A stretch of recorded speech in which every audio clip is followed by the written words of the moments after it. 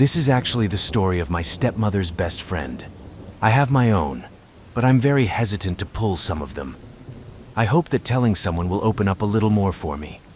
Anyway, my stepmother didn't like us too much, but she told my sister, 3 years older, and me about this experience when I was growing up to scare us so we wouldn't be fools. It was an unfamiliar story of my family's danger, you might say. My stepmother, her name is Macy, grew up as a privileged teenager in the 70s, and her mom moved their family here to the States from England when she was 9. She went to a pretty good high school in a very good town. There, she befriended a girl, Lily, who didn't quite hang out with the Macy's crowd. Popular, stereotypical, etc. But they really got along, and Lily took Macy with her to do things like hiking, fishing, sailing. There's even a fun set of photos of them camping.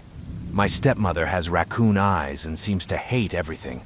Anyway, because of Lily's influence, the two of them would do a lot of these things. And one Sunday, they decided to go hiking in the hills, which were about an hour away. Macy put on what I'm sure was her very expensive shoe, and the two of them hit the hiking trails. Lily parked in this large clearing with makeshift parking spaces. You know, it's like a piece of wood that marks the beginning of space. But there were no other cars there, and it only mattered in the review, I guess. So they started up the hill, away from the path, because Lily fancied herself to be some kind of rebel. There was nothing extraordinary about the hike. If you asked my stepmother, she would have spent 15 minutes just bemoaning how sticky and buggy it was. They reached the top of the hill and my stepmother finished. The polished and pampered side of her looks, and she groaned as Lily reluctantly said, "Okay, they'll rest and then slow down again." They had been going down the mountain for 10 minutes when Macy started whimpering again. Lily agreed to walk on the side of the road instead of the bumpy footpath. So they probably looked like a pair of tools that are prepared for hiking and walking on a terrible road. And not even 5 minutes passed when a truck stopped next to them. It was red and rusty, and generally looked like an old fist. The guy driving rolled down the window, and the girls looked through the passenger window. He had a large beard, a pulled-down baseball cap, and long brown hair. He greeted them, and even smiled through his beard, asking if they needed a ride. Macy described him as charming and even cute. Lily still says that the moment he greeted them, she got excited. However, in spite of Ward, my stepmother convinced her to get into the truck. She said it was only a 10-minute drive to the top of the car. The two girls opened the passenger door of this rusty old thing, and the guy directed them behind the seat to sit in the back. They settled down and the truck rumbled forward. Lily always says that this was the point where it hit her what a big mistake they had just made. The back seat was clean enough, but there was a rope on the floor behind the driver's seat, and 4 saran boxes half hanging from under the passenger seat. It seemed creepy and strange, but Lily didn't want to scare my stepmother, so she just kept her mouth shut. After 10 minutes, the forest didn't look any clearer, and they didn't see another car the whole time. Lily asked how long he thought it would be, and he said he was going the other way down the mountain and had to stop somewhere to get something first. It was also, the girls were 16, 17, and Lily didn't want to press the issue. She was scared. She remembers his hair because she was sitting behind him. He looked like a forest boy, but his hair was very messy and dirty. She noticed a crust of dirt on his collar and tried to find something recognizable in it, but she was just scared, especially since she picked up on all the little things. However, he was young, strong, and had about a foot on both of them. They asked no more questions, and he offered no more information, and they drove on. A few minutes after that, they reached a tiny cabin or log cabin, also right there in a clearing of trees. There was an old stump, someone was chopping wood, and a huge axe was stuck in the log. Lily was definitely on red alert now. The guy turned off the truck and slipped out of it, saying, "I'll be right back, don't get out." And he disappeared into the house. Lily tried to talk to my stepmom about how incredibly uncomfortable she was, but she mostly just brushed it off. Lily began to plead, getting more and more scared, and finally went down, demanding that Macy get out of the truck right now. So they got out and walked around the front of the car. The house was about 50 yards in front of them, And why would this guy leave two young girls in a truck alone driving into houses behind me, and they were wandering around looking at it? If this guy was actually decent and just trying to give them a ride, it would be very rude to just run away, wouldn't it? My stepmother had a strict upbringing when it came to manners and public persona, and she saw it as a problem of that nature. So she actually started walking back to the truck, opening the front door to climb into the driver's seat, and Lily was angry and followed her to scream some more. On the floor on the driver's side, although half hidden under the seat, lay a large hatchet, with dried reddish-brown stains covering the blade and sticking to the floor beneath it. Lily was understandably confused when she saw this. My stepmom was throwing a tantrum too, so they decided that leaving was definitely the best option for now, and just booked it from the side of the property into the trees. They wandered through the trees for a while until Lily was sure they were coming back down the mountain. My stepmother cried the whole way. Lily felt bad about it, but was completely terrified that he would hear it, and continued to reassure her. When they finally got down to the bottom and saw the old wooden fence that surrounded the original parking lot, they were relieved. But when they came nearer, they saw it. There was a truck.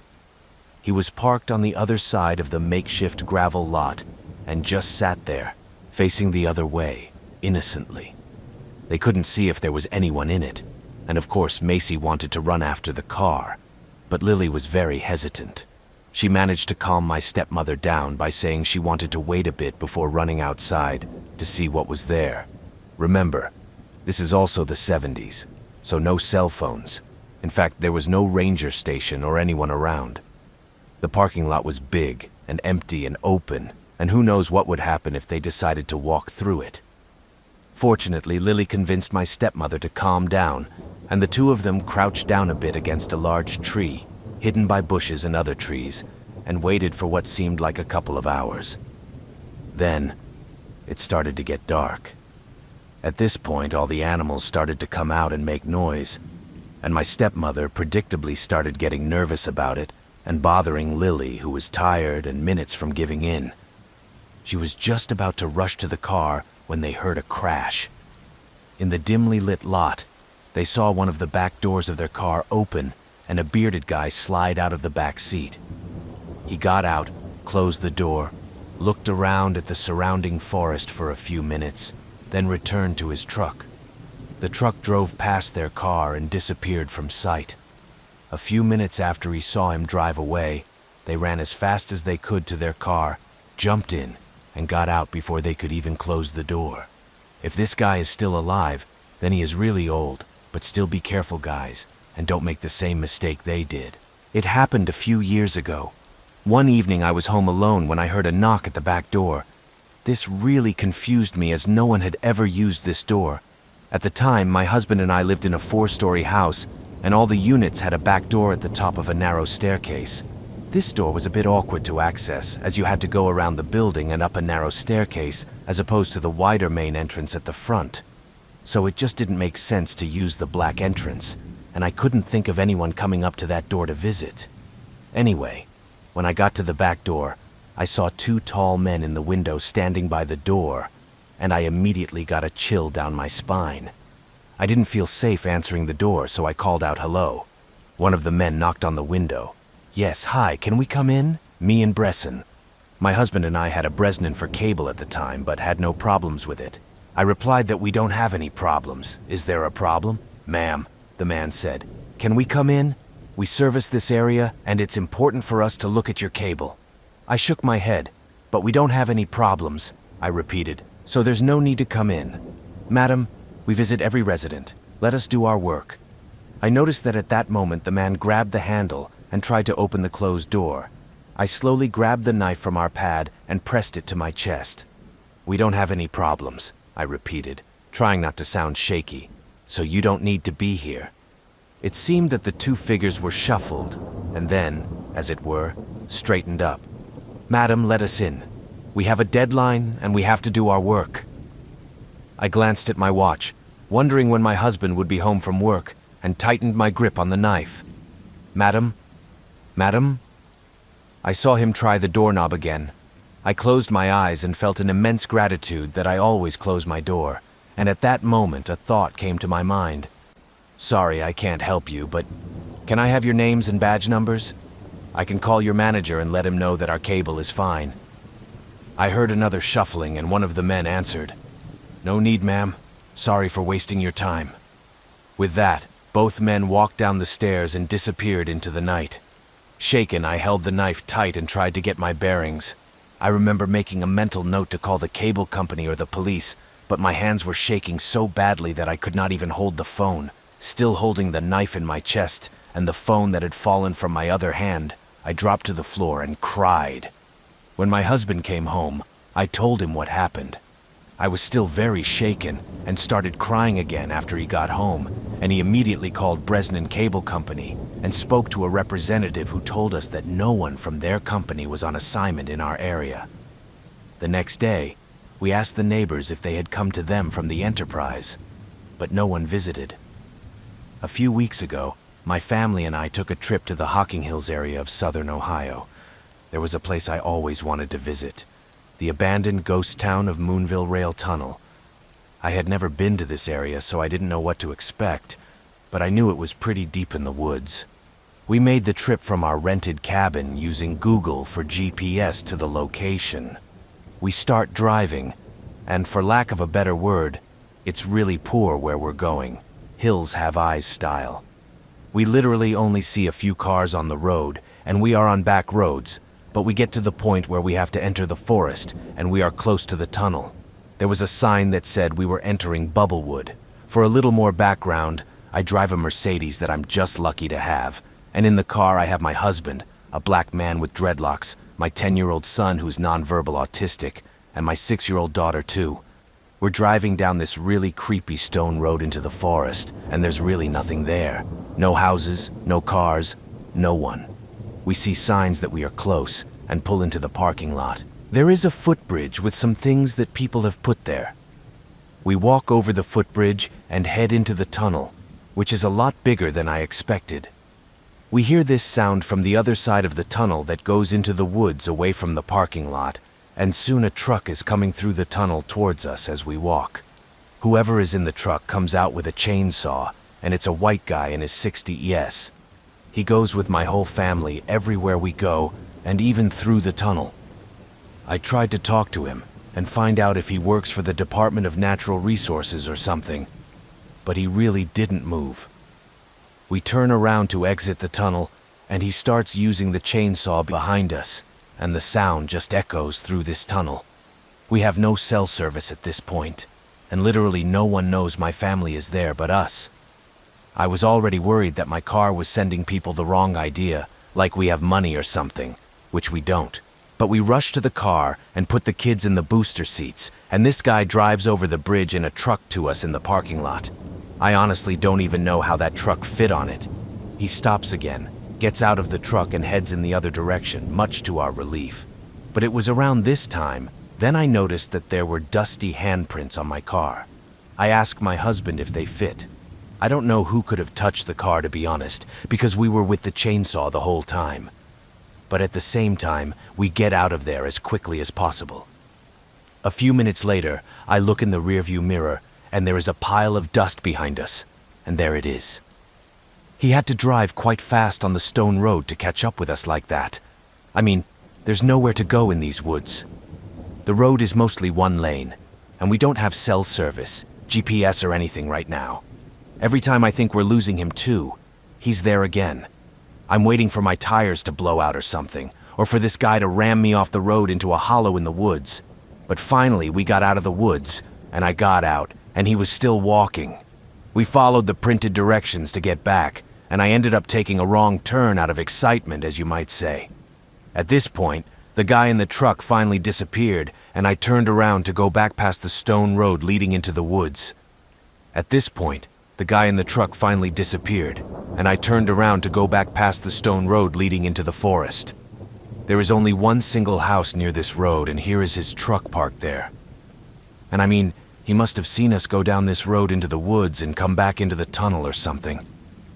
To this day, I don't know if he was trying to protect the site from new graffiti or what, but he really scared us. It was like all the scary movies rolled into one event, and it was terrifying to say the least. So every year my friends and I take a week-long canoe trip to Algonquin Park, usually to drink and fish. Last summer we decided to stay on Tom Thompson Lake, if you know him, for our main site, which happened to be on an island in the middle of the lake. There were 6 of us in total. 1 group of 4 in a big tent, 1 guy in a solo tent, and me in a hammock between them. One night we were huddled around a campfire at about 1 a.m. when we noticed a flash in the sky over what we thought was a nearby lake. We didn't think much of it until about 20 minutes from across the lake. We heard a horrible scream. I was the only one staying sober at this time, and there wasn't much we could do. So we assumed it was a problem bear in the area that the outfitters had warned us about. But the strange thing happened after everyone went to bed. At 4 a.m., the other 5 guys went to their tents and passed out, while I lay in the hammock listening to them fall asleep.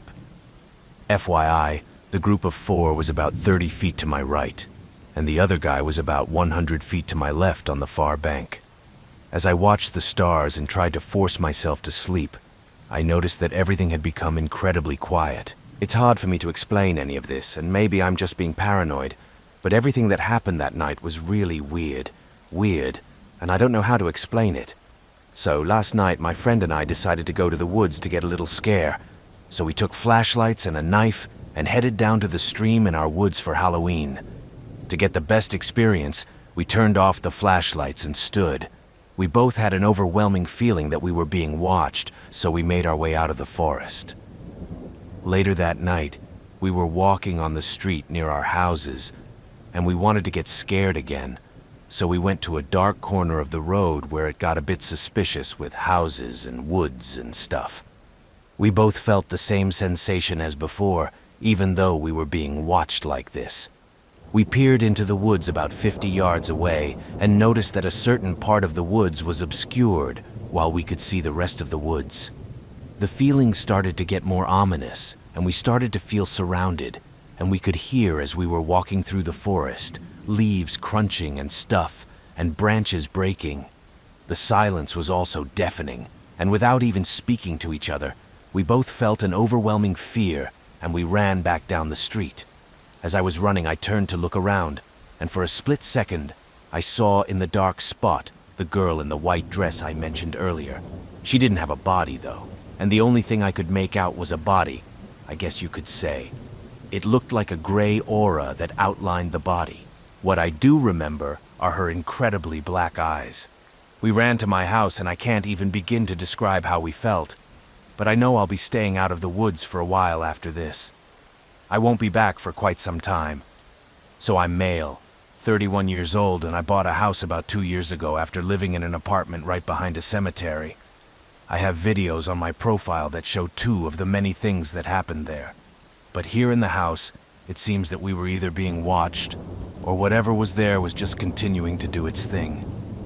Together with me and my 3 children, 12 years old female, 10 years old female, and 5 years old male. I am a single parent. It doesn't bother them, just me for some reason, but it started about 3 days after we checked in. I was in the kitchen, and from there you can see the corridor that leads to the children's room. I saw one of my children running down the hall into one of the rooms. Right after that, all 3 of my real kids ran out the door playing outside.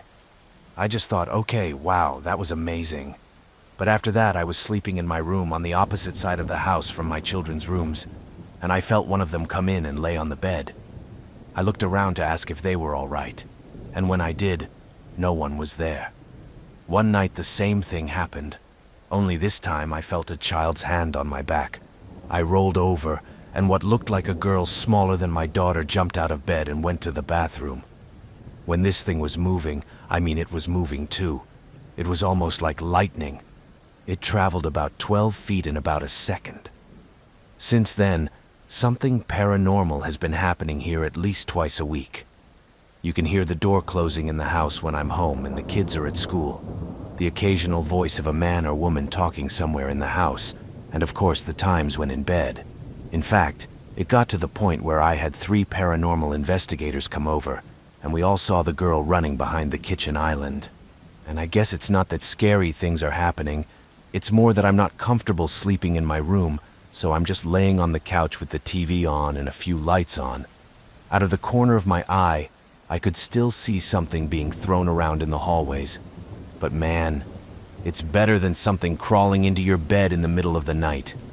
3 or 4 times a week, suddenly feeling like I was crawling out, I slowed my breathing and stayed as still as I could, thinking about the possible bear and how I was a neatly wrapped sack of meat hanging there. But then I heard a voice shout about 20 feet to my left, near the remains of our campfire. It was the voice of my friend Seamus, who was one of the guys passed out in the big tent, or so I thought. 4 greetings, each sounding, somehow more, I don't know how, without emotion, one might say. All 4 greetings came within the space of maybe 6 seconds, and though I recognized his voice immediately, my every instinct was on alert, telling me not to answer. I stayed as quiet as possible for the next 5 minutes, listening for any movement until I felt the tension disappear. I was very concerned to realize how normally you can hear every movement on the site, but that night, at that moment, I heard absolutely nothing. Not one. Not even crickets or anything else. It seemed that the wind had even died down. Anyway, the next morning everyone told me they hadn't heard anything, but we agreed to move the sites early because we all felt a terrible vibe that night. This was also our 6th trip there, and we've never had a terrible experience before, so this came as a surprise. I hope what I heard that night was just some camper with a voice very similar to my friend coming to see if the site was free or something, or Seamus somehow sneaked out of his tent. But I don't know, neither of those seem plausible. I mean, I would 100% sure hear someone moving. I can only hope that on future trips nothing happens to other people, I guess, or to us when we get back on the air. But it will be hard to forget the fear of this event. So I, a 16-year-old girl, recently found out that my grandmother was in the Revere High School graduating class of 1978. She was 18 at the time, and the story came out because she said something when I told her about the new series on Netflix. You guys must know who I'm talking about. I told her about it, and she says, "Oh yes, I remember him." And I obviously told her that a lot of people know him because, you know, from everything he's done and all that. And she stops me and says, No, I actually graduated from school with him." I stood completely frozen. Now she showed me the yearbook picture, but I don't know if I'm comfortable sharing that online because I don't want people to know about my family and stuff. But I couldn't lie about it, especially this one. I mean, it would be horrible to do that. So I'll tell you some of the things she told me. It was about 2 weeks ago, so I'll try to remember what she said word for word. Here's how it went. Now I went to high school with him, but there were so many kids at that school, I hardly spoke to him. Everything you hear about him from school is mostly 100% true. He was the definition of awesome. Some days he actually came to school drunk. The only reason some people started to notice who he was because he spoke like a joke and acted almost like a special needs child. I don't remember if I had any memorable conversations with him, but I do remember one particular time when I saw him in the hallway. I had only heard about what he did, but I didn't know if it was true, so I asked him, "Aren't you the boy who puts those numbers in the hallways?" "Yes, I am," he said. "Why? Do you think I'm funny?" "Well, of course, everyone does. However, I have never seen you. I have only heard stories that people tell. Just wanted to know if it was you." "Well, you're right, it's me. Glad you like my jokes." And he smiled at me. Not a toothy smile, but a smile, I think. I don't remember talking again with him after it was at the end of the school year. Then the academic year ended, and luckily for me, he actually showed up at my college. He was soon kicked out due to what I think was a drinking problem. I never knew about his family life, to be honest. I didn't want to know, but I could tell it wasn't good, and maybe that's why he was drinking. I never saw him again after that. Well, actually I did, but it was on TV. However, when I found out what he did, I can't even begin to describe how I felt because I kind of, well, knew him a little bit and went to school with him. I'm not saying he was normal. I mean, people usually say that with someone who turned out like that, I could never see them doing that, but it disgusted me in a way that I can't describe. The first thing on the news was that they caught the man they called the killer. Later, they revealed the details of what he actually did, and it really shook people up. Watching the new series really helps people understand how disgusting this man is, and also shows what he has been through. It doesn't make you feel bad for him, which no one should.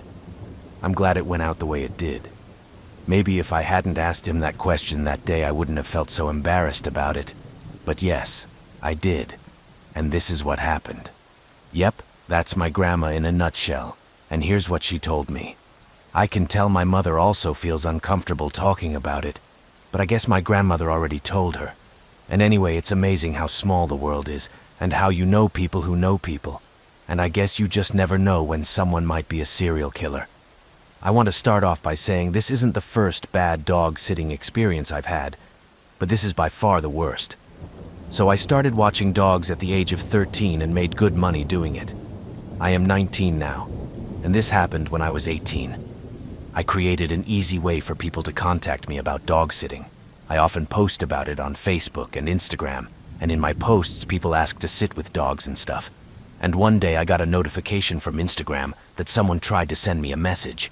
I accepted it, and the message said that my wife and I were looking for a dog sitter while we went to Florida for a week.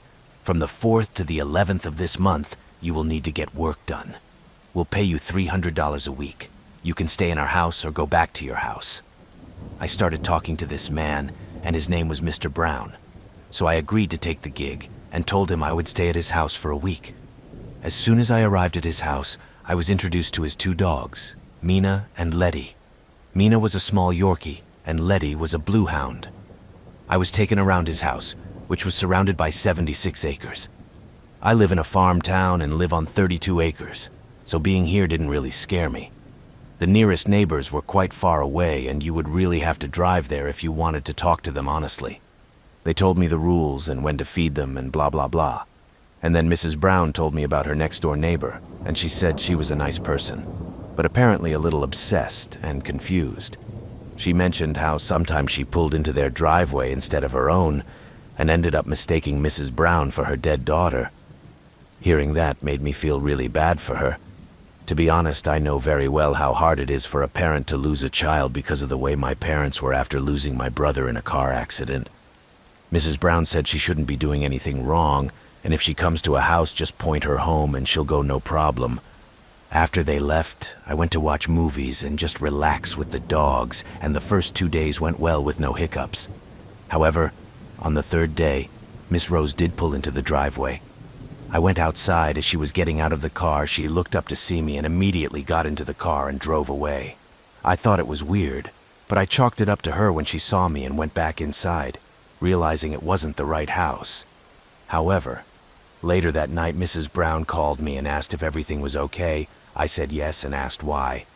Then she told me how she got a call from Miss Rose and that she said there was a burglar in her house. I explained what happened and she just laughed and said that she must have been confused and forgot that they were out of town. I handed over the phone, making a note that I would go there tomorrow to explain that I was a burglar and all. But once I went to bed that night, things got crazy. I woke up around 2 a.m. to a slight scratching sound that almost sounded like, I don't know, ticking outside the window.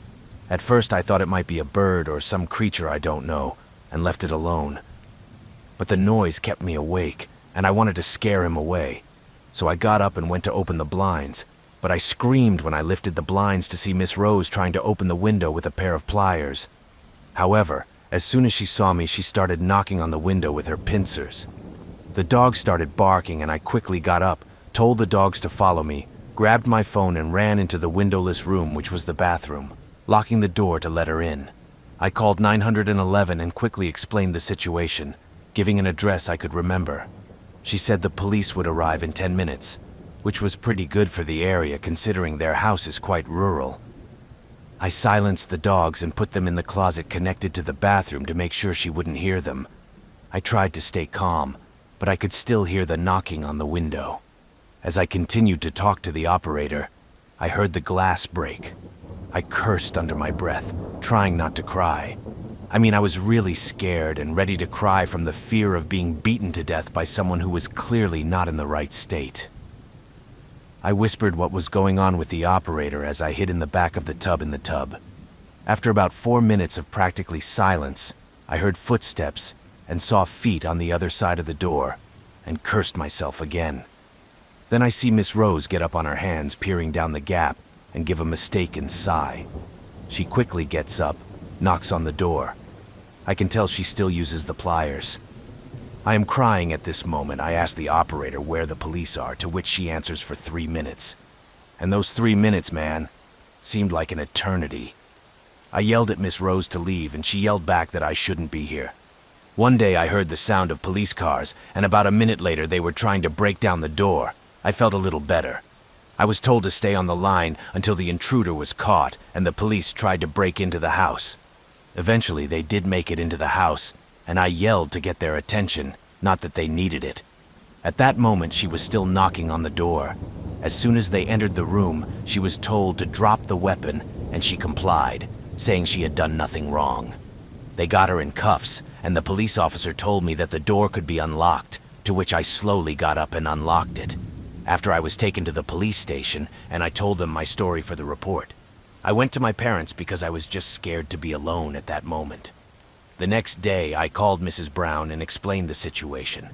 I got paid in full even after I told them I wouldn't be coming back to the house.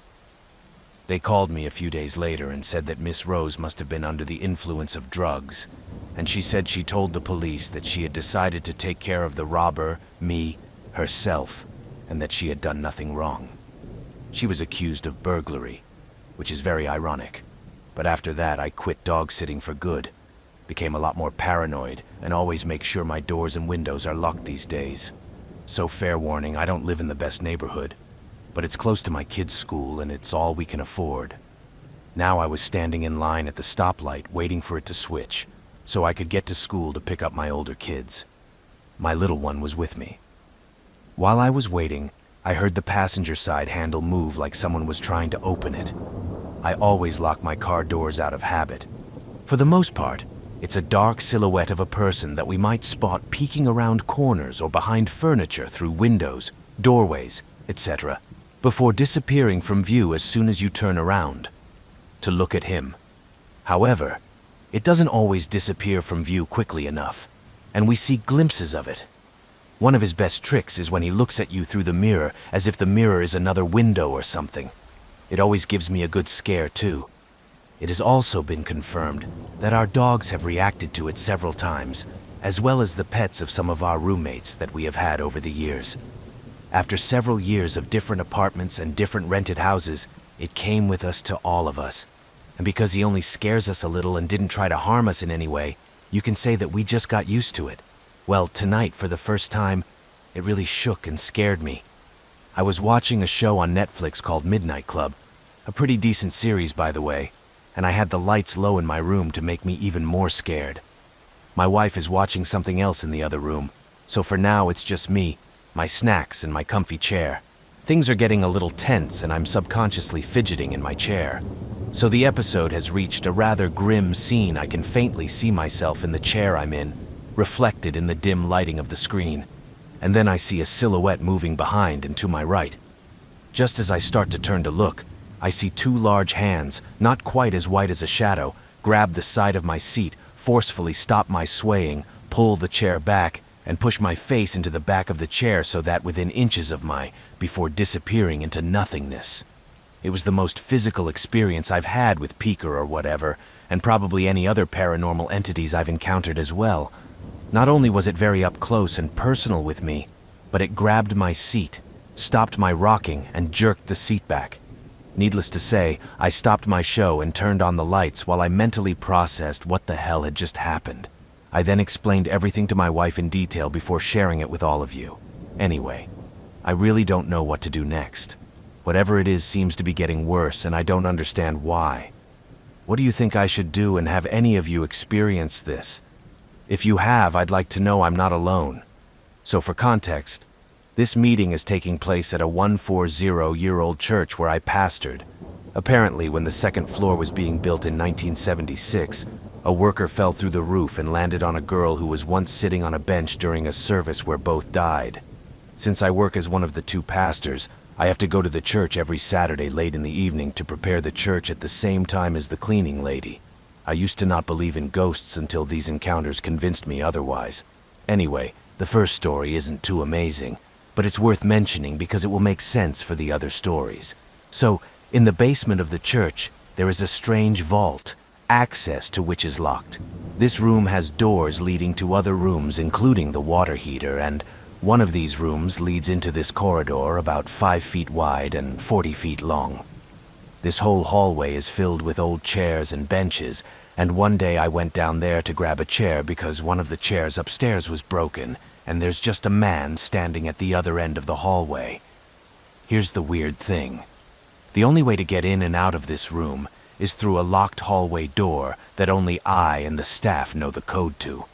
He didn't look like an employee, and unless he climbed over the chairs, he really couldn't get to the end of the corridor naturally. I called him, and he just disappeared. I later reviewed the security camera footage. There is a camera in every room due to the high number of recent robberies, and he was there from the start of the shooting and at 8 p.m. the night before when movement was detected. I didn't open the door until around 9:30 p.m. the day after the motion was detected, so it didn't make sense. Now, in this next encounter, it was with the same person, but something else was involved. This is on the second floor, and a few weeks after the previous meeting, I explained. I was there around 10 o'clock. At 8 p.m. in the morning, I was getting ready for the church service, which starts at 11 a.m., and I had to get something from the children's shelter. When I first went upstairs, I saw the same person standing in the room at the end of the corridor. I walked over, and when I was about 5 feet from the room, it disappeared again. I walked into the room, and then as I entered, I heard what sounded like a little girl whisper the words, "You're mine," and the door slowly closed, and the lights started to flicker. Let's also say that it scared me enough that I ran out of the room, which is very fast when I'm scared, and I literally jumped down most of the steps on the stairs and ran outside. Later that night, when I came to the church to clean up, I looked out the upstairs window and saw a little girl and a man standing by the window. They both smiled and waved at me and then disappeared. After seeing this, I decided to head home, asked the cleaners to finish the job, and promised myself never to go back to church at night again. Now, these stories are horrible and all, but the most horrible thing, in my opinion, is that no one else in the church had anything like it. Most people have heard random footsteps in the attic, which is off limits for security reasons, but never anything like this. It happened last summer at the end of July, and it was me, my sister, and our cousins on their farm. We were in their UTV with one of my cousins driving along a cornfield. We weren't going that fast, so the car noise wasn't that loud, and then we heard what sounded like my uncle's or father's voice from the side of the field. But at that time of year, the corn was over our heads, so we really couldn't see anything. I told my cousin to stop driving for a second and asked if everyone heard that. They all nodded their heads and said what they heard, and we all heard the same thing. I forget what it was now because it's been so long, but it was something like going back or where are you going or something, which was strange because we were already far enough down the trail that no one was around. The nearest neighbor was on the complete opposite side of us, and what really freaked us out was that both of our parents had left a few minutes ago. There was no way they would be ours. There anyway. As we were all very shocked by this, we turned around and went inside to ask if it was possible that our parents had already returned or if they had left later than we thought or something, and they were definitely not on the property at the time of what happened. That confirmed it for us, and my cousin went and got his gun and some other weapons so we could go back and investigate. We spent about 30 minutes trying to find the source of what happened, but found nothing. I've also heard other stories of people hearing voices of other people they know, or even themselves, coming from another room or something, when no one is actually there. And I wonder if this could have been, well, one of those cases. What do you guys think? It happened 7 years ago, but I still remember the fear, and it feels like it was just yesterday. When I was around 20, I worked the night shift at a bakery making donuts. I also really loved this job. 3 nights a week I was with my colleague and 2 nights I worked alone. It was summer, and we were having some problems with the air conditioner, so the maintenance guy, Andy, came in at night while I was on the clock to work on it. The bakery was small and crowded during the day, so it was best for him to come when it was almost empty. The administration always let me know when Andy would be there, so it was never a surprise. My car is older, so they don't automatically lock when I start the car like the newer ones do. I look around and see an elderly woman aggressively trying to open my door. My window was cracked a little to get some fresh air, but not all the way. She reached up, trying to roll down the window, but she couldn't get her fingers through. Then the woman says, "I'm sorry, I need you to help me. I need a ride." Now I'm all for helping people, but not when they try to get into my car without an explanation like that. I mean, you just don't do that. I say, "Do you need me to call 911? She says, "No, you need to help me. Just let me in. Come on, help me." Pulls the door again. Luckily for me, the light changed and I told her sorry, but I have to go, I can't help you. I left, and after that, fortunately, I never saw her again. Unfortunately, it's the only way I get my kids to school, so I have to drive this way almost every day. And I just hope I never meet this woman again. So I have a friend, a 27-year-old man, who once told me a fascinating story about lucid dreaming. He explained that his father had taught himself to lucid dream every night, a skill I was very envious of. His father apparently taught him to do this when he was 15 or so, drawing dots on his hands and looking at them during the day so that eventually when he dreamed he could look at his hand and not see points, allowing him to understand that he is dreaming. This is a common technique for inducing lucid dreaming that I have tried, but not long enough to stick with. As a teenager, he learned to lucid dream on command, just like his father did every night. He explained that it was more addictive than any drug he had ever taken because he was in complete control of every scenario and could build any environment of his imagination. He could have his way with anyone he imagined, gain superpowers like flight, invisibility, teleport anywhere he wanted, or visit alien worlds, etc. It was pure bliss, and he explained to me that sometimes he slept all day because his dream world was more exciting than reality. He did this every night for over a year or so, until things started to get a little weird. You see, he told me that he started noticing a hooded figure in the periphery of his vision, but every time he tried to look at the figure, it would go out of his sight.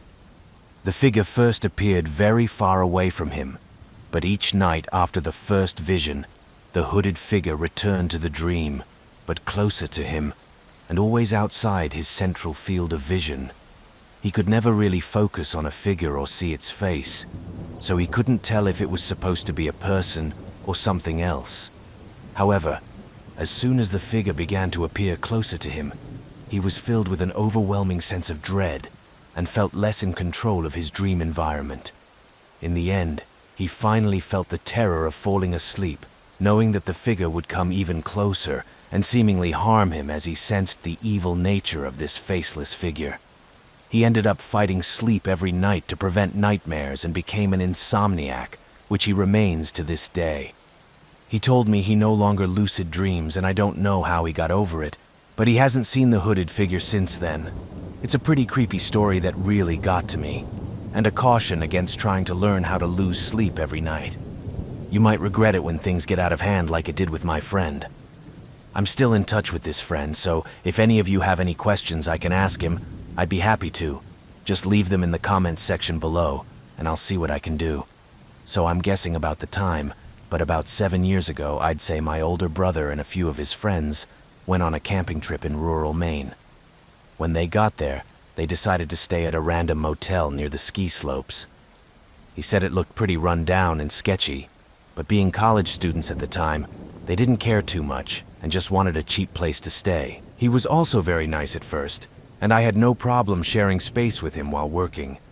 However, one evening everything changed. My one colleague was a little late. She said she lost track of time in the shower, so Andy chimed in saying we should take it all together to save time and started laughing about it.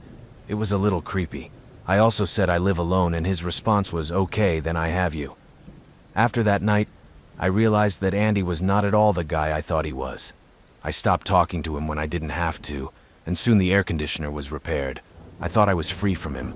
Fast forward to the night a few weeks later. I work alone. It's 2 in the morning, and I'm trying some donuts when I suddenly hear a loud knock on the window. Surprised, I look up to see who else but Andy. He calls me and asks to be let in. No one told me anything about the fact that he came that night. Andy then starts tugging on the front door handles. Thankfully, he's locked in, but man, he's gotten pretty aggressive. I run to the corner of the bakery where he can't see me, and I try to call my manager, but he doesn't answer. The phone starts ringing, and I see the caller ID from where I'm sitting, and it's Andy. He is relentless and keeps knocking on the window and trying to open the door. Now my fear is growing, so I dial 911.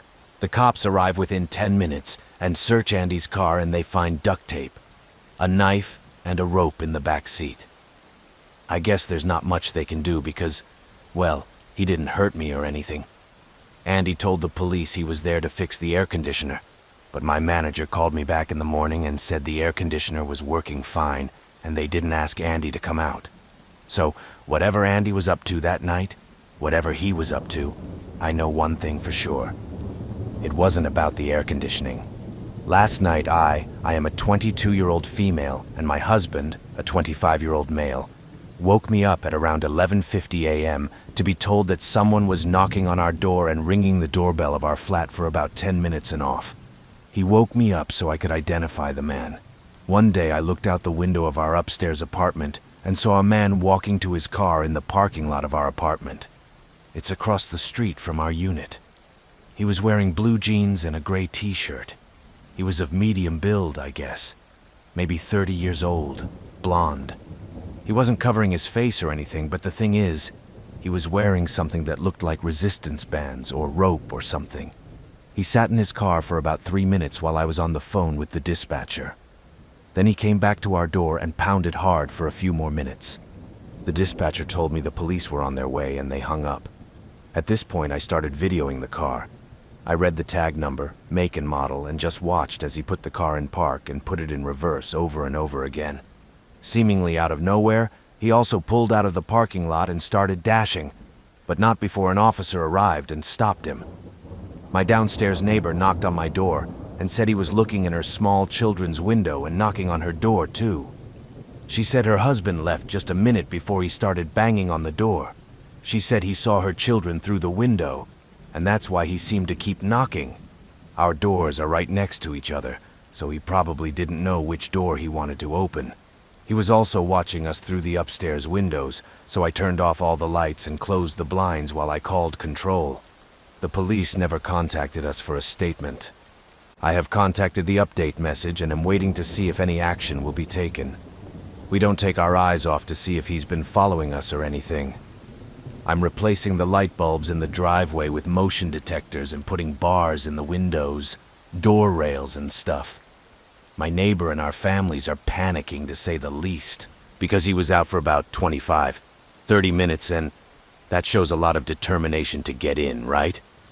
I'm still waiting for a call from the officer in charge. I have his badge number and his name, so if they don't make it tonight or tonight, he'll probably be working third shift. I'll be calling the substation. If they do nothing, I will go ahead and file a case against the suspects.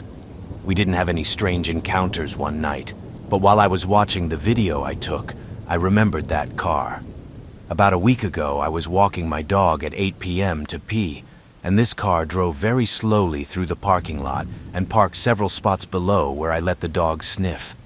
It looked like they were just sitting there with the car running, and when I tell you my ears were ringing and I had a horrible feeling, I'm not kidding.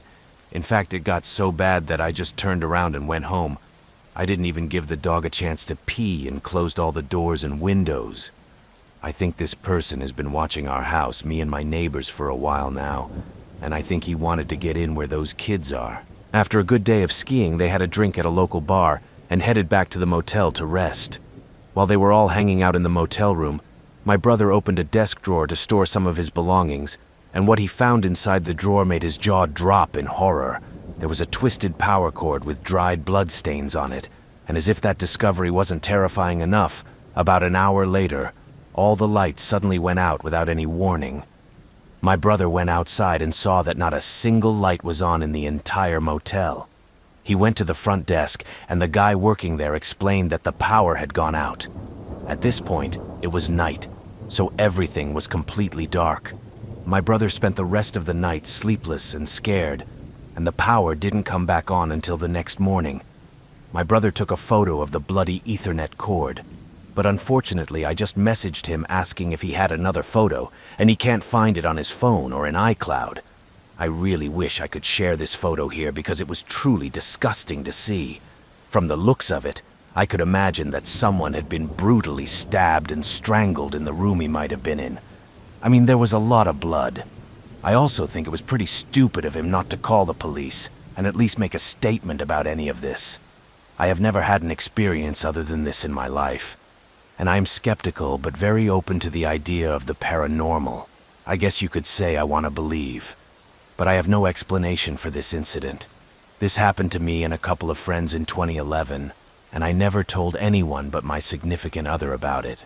We were 19 and in our ghost hunting phase, and had been to some places that were reported to be haunted and had no experience. But we had heard of a small abandoned village or hamlet near the town, which we were told was very eerie and disturbing. Also, it turns out my grandmother was actually born there. It was a very small town with perhaps 50 to 100 people who reportedly left overnight in the 50s. But one night we decided to go there after dark. Apparently only a dilapidated shop, one house, and a perfectly preserved Ukrainian Orthodox church remained there. In a small house, windows and doors were removed. We looked inside and found the wallpaper still in the bedrooms and living room, as well as some old kitchen items in the kitchen. Sure, it was creepy, but mostly because it was dark in the desert. We took a few videos from inside and soon left. When we got home, we watched the video and didn't see anything, but we saw something that sounded like the girl saying, "Please don't." It was unclear, so I didn't think much of it. But something made us come back a few weeks later, and this is where things got very real. So I decided to type some questions in Latin because I saw a YouTube video that said an inhuman spirit would respond in Latin, to which I was like, what the hell, but hey, I'll try. It was mostly to get the creeps out of another friend who reached out for this time. I was trying to be funny, to be honest. But the second time we drove up to the house, the feeling was completely different. I felt the only way to say it was through fear.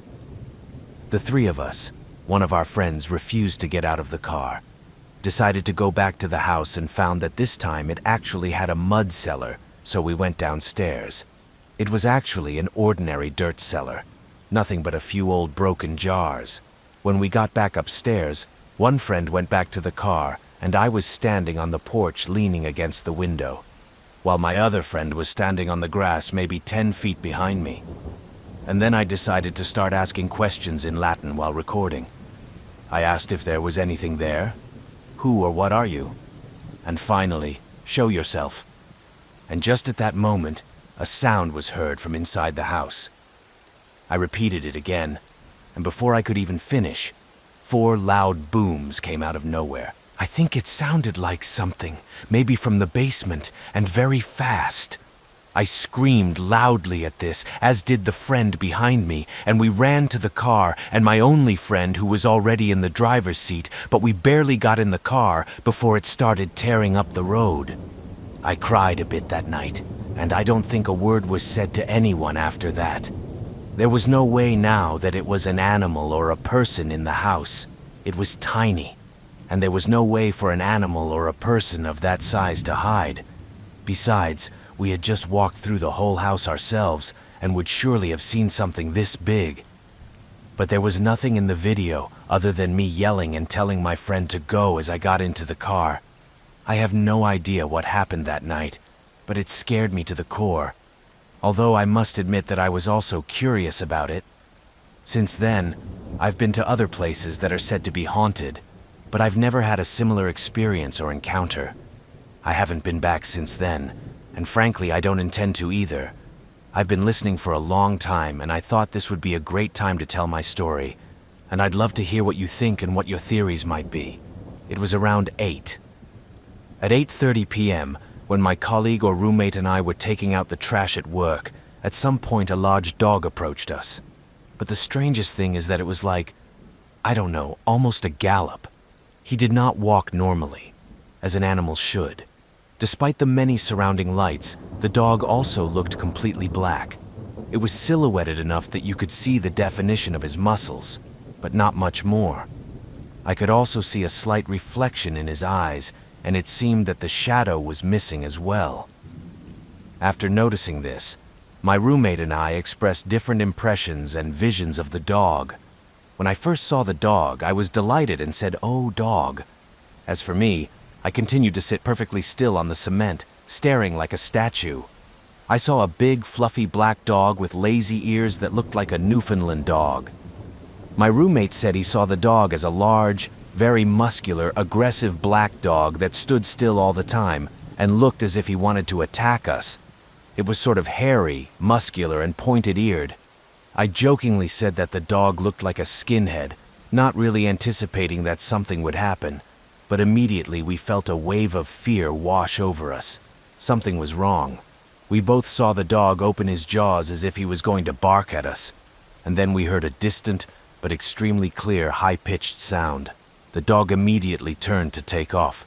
We turned the corner. The creature was unreasonably far up the road in the short time it had not been observed. It was also swaying, crossing its paws, walking strangely. As he turned the corner to the left, he too seemed to nearly rear up on his hind legs, as if on two legs, before passing and out of sight. The rest of the night was just as interesting. We had issues with some objects moving slightly, jostling a bit, settling again. He also quickly became more aggressive, but just as we were about to leave, we heard a loud and insistent thump from the front of the store. We looked briefly, but when we heard this, we quickly went to the cars. It was such an amazing night that we just thought we had to get out of there. On the way home, I tried to turn on the music and ignore what I had just seen, but I heard a whisper from the back seat. I couldn't make out a single word, but it almost sounded like a whistle. But get this, I saw a random antique clawfoot tub to the left of the road in a field, and it definitely wasn't there the day before, or even the morning I was driving there. And the main thing is that I watched the animals on the sides of the roads and probably saw a buck. He was leading in front of the road a good 50 feet ahead. I hit the brakes, but when I got closer, it was just a bush. So I can't say I believe in ghosts or the paranormal, but I had an experience a while back that I just can't make sense of. Ever since I was little, it took me a long time to fall asleep. I'm talking like lying in bed for 3 hours before actually falling asleep. And then one night a few years ago, I remember how irritated I was because I just couldn't sleep. I had been in bed for at least 4 hours. It was about 1 a.m., and I had to wake up at 6 to go to school, so I was trying really hard to sleep. For some reason, I was then afraid to sleep in complete darkness, so I had an old-fashioned lamp burning all night. I was way past the age where having a nightlight was acceptable, but hey, it was mine. I finally went to bed too, when I heard a loud crash. I slowly opened my eyes, still very sleepy, seconds away from a peaceful sleep. When it was clear as day, I watched my bedroom door, which had been closed before, open and then slam again. I watched my door open and close faster and faster. There was nothing I could do but just watch. My lamp was on and illuminated the door so I could see that no one was grabbing at the doorknob or anything like that. After at least 2 minutes of watching my door rapidly open and close, I got sick of it, and I wasn't scared at all, which is weird, I know. But I ended up just mumbling, "Maybe you like to stop?" The door slammed one last time, and that was it. I rolled over against the wall with my back to the door and fell asleep. I checked the wall in the morning and saw a hole left by the doorknob when it hit it, so it's definitely not a dream.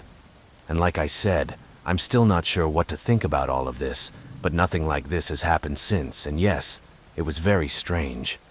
This story takes place at the end of the summer of 2007. I was 18 years old, had graduated from high school, and was looking forward to going to college in a couple of weeks. I'm a tall guy, just over 6, and was lean and slim at the time. My dad and I had an annual tradition of taking a trip to Reading, where we would stay at a hotel for the weekend and go on the water slides, see a movie, have dinner at a fancy restaurant or two, and just have a good time away from home. It was Saturday, and we went to the water slides all day. As the sun was setting, we decided we would go to dinner at In-N-Out and then planned to go to a movie in the evening. We were going to go and watch Rush Hour 3, but at this particular moment, my dad was pretty exhausted and decided to just rest at the hotel. I still wanted to go to the cinema, but he said that it was okay. So he dropped me off at a movie theater that was only a few miles from the hotel we were staying at, and I told him he didn't have to wait for me. I just got back from the movie. While I was waiting in line, I noticed that there were a surprising number of people my age who were going to see a movie called Superbad. It started 10 minutes later than Rush Hour 3, and I was so curious to find out what it was about that I switched to that movie, and it was a great time. The movie came out closer to midnight and I was full of energy.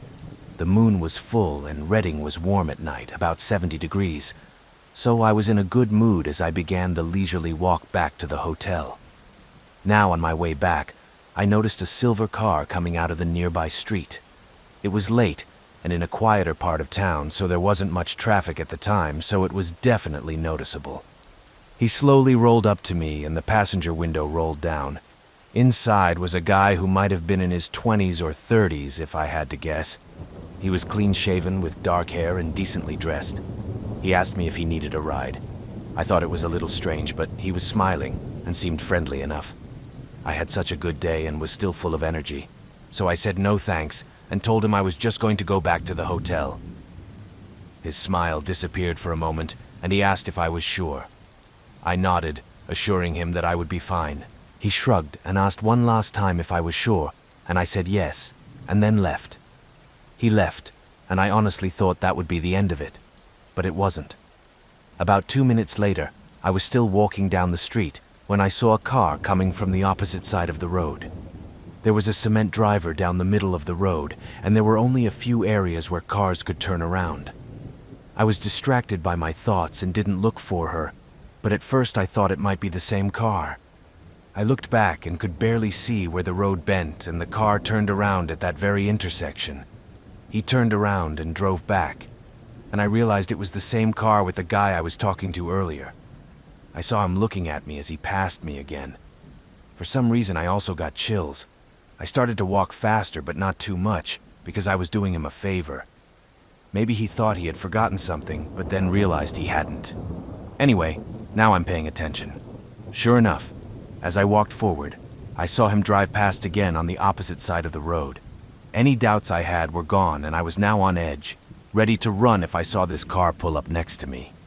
I saw him go past again, but another truck was coming on the opposite side of the road and his car passed me. At this point, I couldn't see where he could turn, but I knew the streetlights he could use weren't too far ahead either. I looked around and there were some businesses across the road from me, and there were bushes in front of them. I waited until I could see the silver car, ran across the street and hid behind the bushes for cover. I watched and waited. I tied my shoes tightly because my heart was pounding, hoping that he would not come again. But he did. I saw his silver car drive past my hideout and breathed a sigh of relief that he hadn't suddenly decided to pull into the parking lot where I was. But I didn't move either. I knew he might turn again, so I kept waiting. He drove again on the opposite side of the street. Then I started counting 10 minutes or 600 seconds. I decided that if I saw his car go by, I would start again and still be ready to run just in case. 10 minutes passed, and I didn't see that car again. So I got up and staggered back to the hotel, watching for new cars, and luckily, no one did. My dad woke up when I got back to our hotel room and I told him what happened. He got up and looked around the hotel parking lot before saying we should probably lock the doors, close the curtains, and go to bed. And the next day, they left early. I'm so glad I didn't get in that guy's car that night, because I heard recently that around that time there were a few kidnappings in the area of people being taken after getting into the cars of seemingly friendly strangers on night. And who knows, maybe I met the kidnapper that night. So tonight I had an experience with something that took my wife and I through a few steps that we came to terms with, knowing that it was attached to one of us or something we owned, and that it would continue watch us when we do something to get rid of it. We call him simply Pico, but Pico of unknown origin. How long have my wife and I lived together? 2012. We also had experience. From the time we were just dating, neither of us told the other that we saw it. You know, I don't want to seem crazy to others. We both had separate paranormal experiences before we got together. But it wasn't until we moved in together that things escalated a bit. We realized that the house we lived in was haunted by more than one thing, and gradually we talked more and more about these things, and we had the same experience. It was great to feel validated, I guess you could say, that someone else has seen and felt and experienced the same crazy moments, but also a little scary because, like ghosts and stuff. Well, anyway, the picker got its name because of what it does.